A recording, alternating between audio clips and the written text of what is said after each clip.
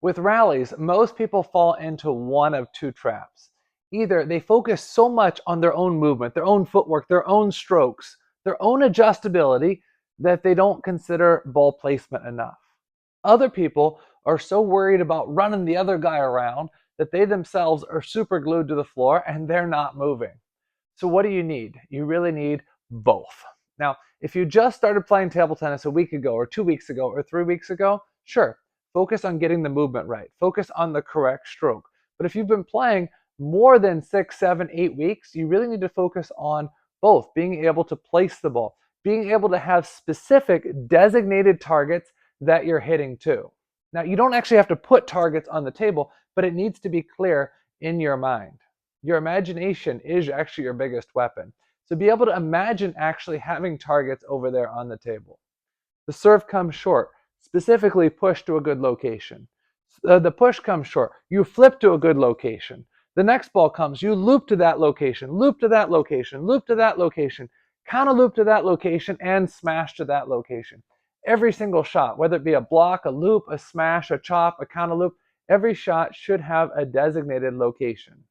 Most of the thought, most of the adjustability needs to be on the incoming ball. And as you hit, you should have a destination for every shot. Recently, one of the players in the US, he was working really hard with robot training, really sweating it out, really going beast mode for training.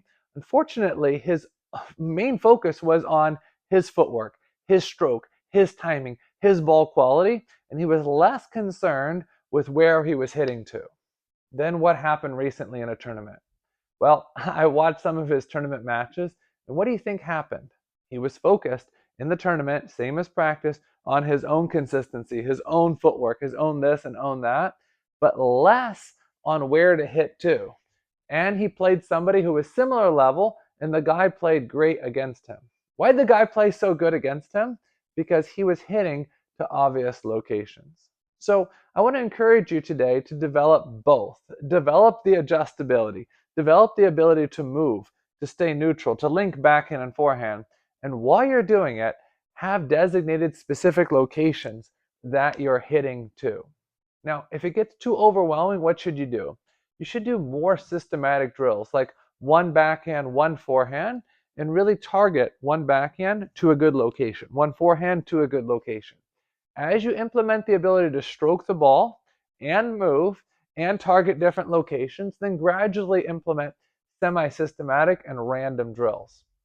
The habits that you develop in practice truly do carry over to match play. And I want you to get the best robot training experience possible. Thanks for watching.